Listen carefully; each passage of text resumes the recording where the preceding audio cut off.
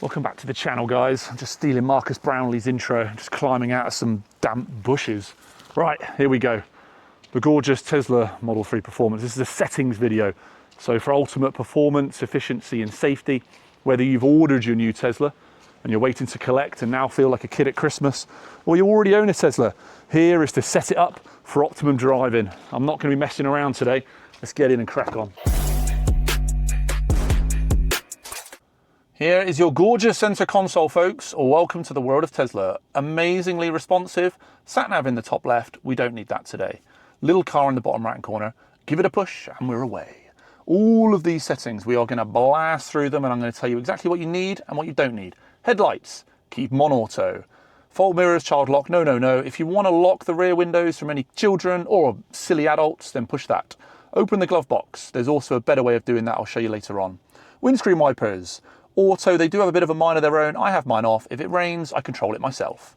So this is now the point where everyone moans, oh, I can't find how this is so awkward to do your mirrors or your steering wheel. It's really not. They're there. It's not hard to find. Sentry mode, there's all sorts of ways of turning it on and off. You can push the light up here. You can do that. You can do it in the app. It's currently recording. If I push that, it'll save that to the USB the last 10 minutes. I'll show you how to alter the duration later. Car wash mode, if you want to put the car in neutral, push the brake.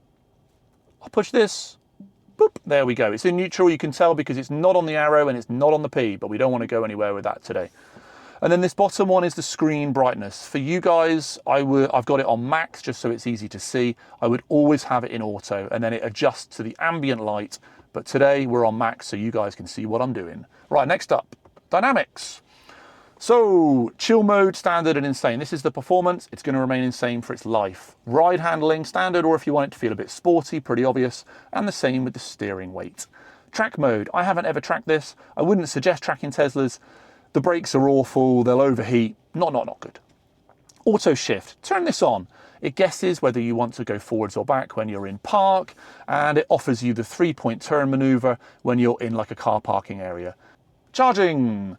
80% is my charge limit because that's what this battery likes for this car. It depends on your model, depends on your battery.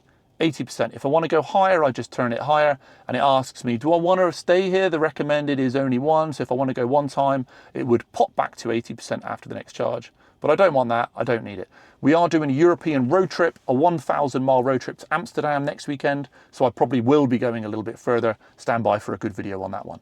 Next up, if you want to schedule charging. So schedule charging at home. We have it from every day of the week. From midnight onwards, that's when our cheap stuff is. At the current location where I'm filming, there is no charging schedule. It's a clever car. Back to charging. Next up, 59p. That's how much I paid at the last supercharger session. The only reason it's so small is because that was part of a video demonstration. Supercharger tips. If you want some tips, pause the video, have a look.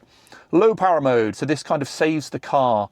If it goes below 20% on my setting, it will turn off things that it shouldn't really have on to prolong the battery. Otherwise, you're going to end up with a very depleted battery. Autopilot. Auto steer beta, that's what I have it on. If you're in a new Model Y Juniper, unlucky, then you don't have the double click option from what I've heard. If you do have the double click and single click, trust me, put it on double click, test it out, and you will find out why. So with set speed, I have this on speed limit because of when you're driving, if you have it on current speed, the number that will appear here is constantly changing, so it's a little bit eye-catching and a bit annoying. Put it on speed limit, and then just leave it on fixed and blah, blah, blah, let it do its work.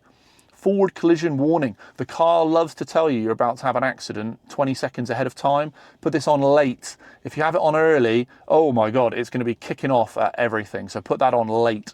And then for safety reasons, you want lane departure avoidance on. Up to you if you have it on warning or to help you. Automatic emergency braking, 100% when it's on with the beta. Obstacle aware, acceleration, leave that on. Green traffic light chime, that is really cute. If you're at the traffic lights and they've gone green, you're not paying attention, it just gives you a really delicate little chime, which is quite nice rather than the usual, you don't have your seatbelt on or something crazy like that. Speed limit zone chime, no thank you. Locks, keys, and you'll settle those up when you get your car. Child lock is off, we don't have any kids. Window lock, don't need that, don't have any kids. Walk away door lock, you want this on and you want it paired with close windows on lock. So you walk away from your car, it automatically locks and it closes your windows. You don't need this on. This is just so it only unlocks the driver door, and then you have to do more when you get inside. And the hands-free boot seems a bit temperamental, doesn't work very well. We've just turned it off. Unlock on park for obvious reasons.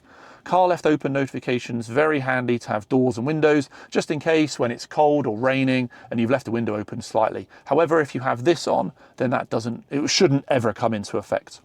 The lock confirmation sound, we've now turned that off. Teslas are quite loud when they lock.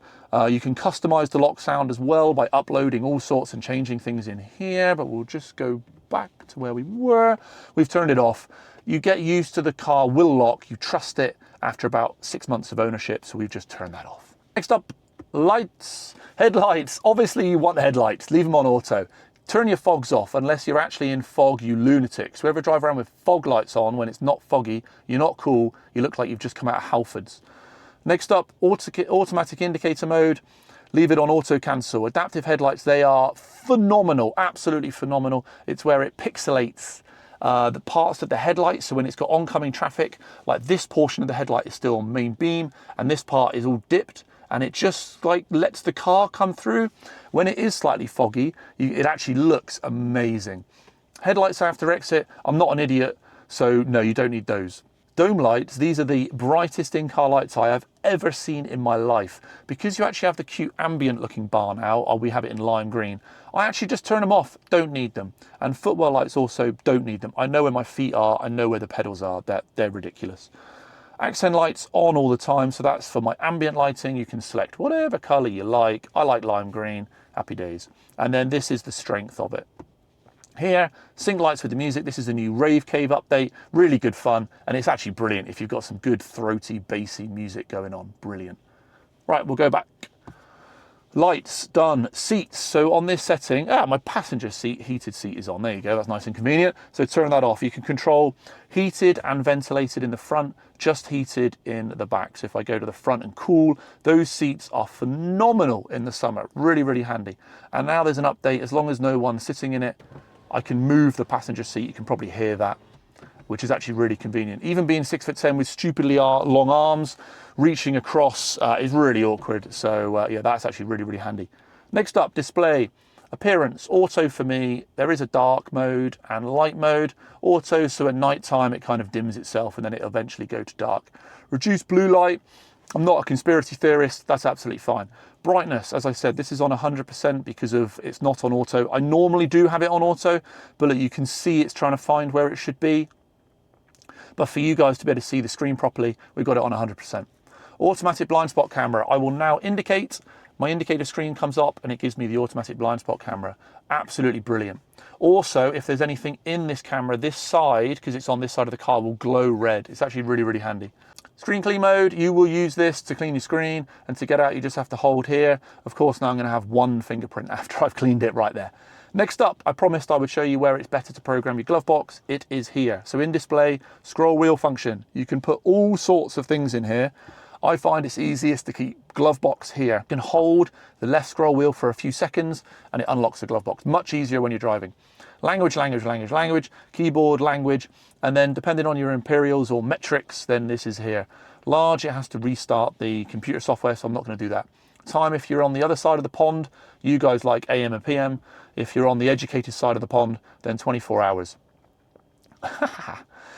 Energy display, right, percentage or display distance, it doesn't really matter. You can push it and it changes as you go anyway. I like to have mine on range. And distance, of course, for kilometers and miles. Temperature, Celsius or Fahrenheit, again, depending on which side of the pond you're on. And tire pressure. If you scroll along here, you come to your tire pressures when I parked, and you can flick between bar and PSI. Okay, I think that's it. Yep, schedule. We've already covered this. This is for schedule charging. So at home, I have a schedule. Safety mode. Sentry is currently on. There you go. You can turn it off. Easy as that. Auto enable Sentry in park. Yes, always. However, exclude home. We have a Ring doorbell. It's actually fantastic for security. So I find that we can have it off at home and it saves the battery. Lovely jubbly. But everywhere else, it will turn on. This is where I said you can program how long you want the car to record for. I don't know why you'd have it in anything other than 10 minutes, because if I honk my horn or the car knows it's been in a crash, it will save the last 10 minutes of footage. Very, very handy. Camera-based detection just makes it more aware, basically. It's using the cameras as well as its kind of sensory stuff to activate the camera when people come close rather than touching the car. So that's quite handy, have that on. View camera of our mobile app. So this is fantastic, people, but obviously with other cars, I can look through all of my cameras through the mobile app at any point. You can only not view the internal camera when there's someone sat in the car. Dash cam, as I said, you can have it on honk, on off, auto. Dash cam, there are settings. Pause this if you want to have a little read. I'm not hanging around because I don't want to make this 20 minutes long. Delete dash cam clips, nice and easy. Yeah, why not? It's as easy as that. And format. Okay, now then, blind spot collision warning chime. Anything to do with safety? Yes, please. Blind spot warning light. That's in the speakers by the wing mirrors.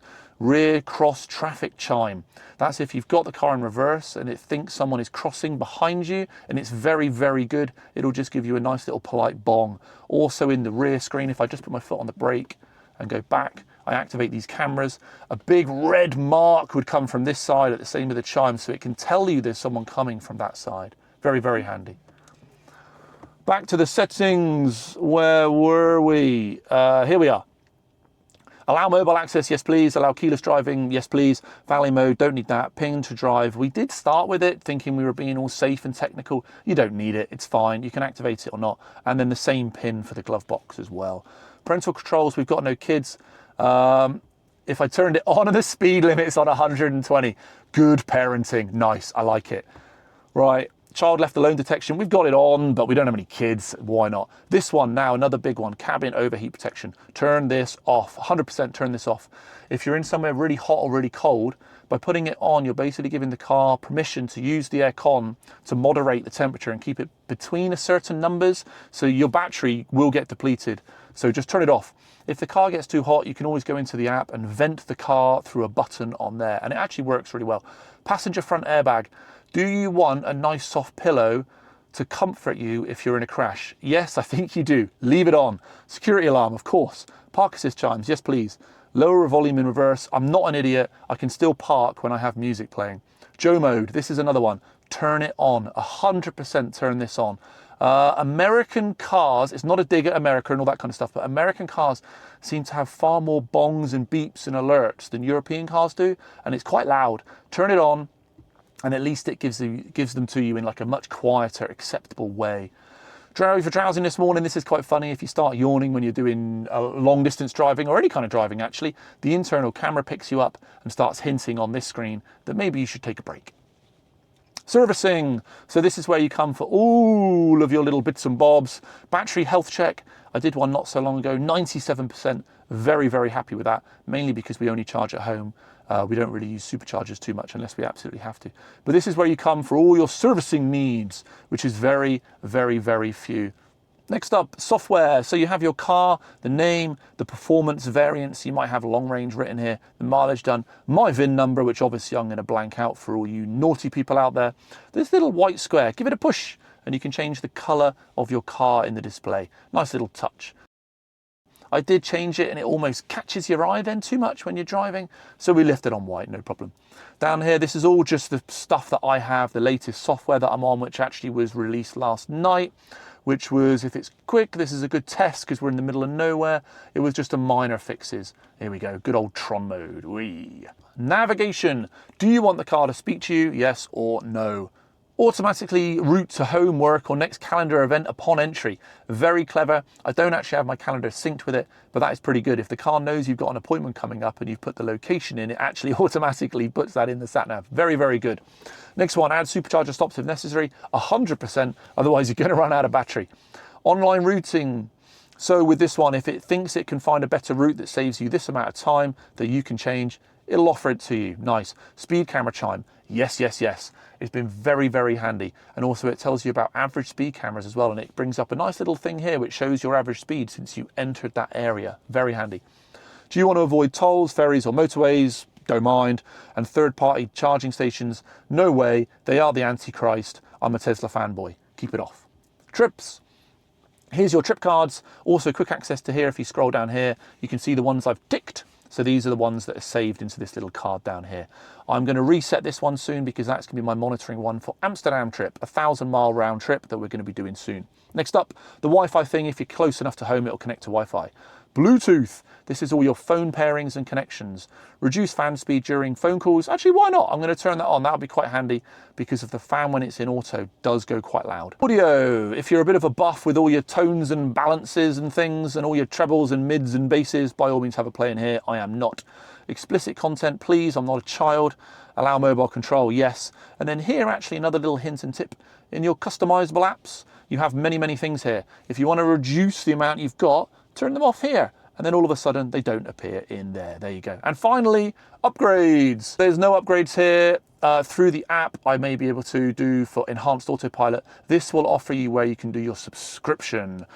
And breathe, ladies and gentlemen. There is a crash course in Tesla settings. So YouTube now, being very, very clever, is going to suggest you to watch this video. By all means, give that a click. Or if you prefer my moisturized face up in this corner, then why not give that one a click? Right, see you in the next one. Cheers, guys.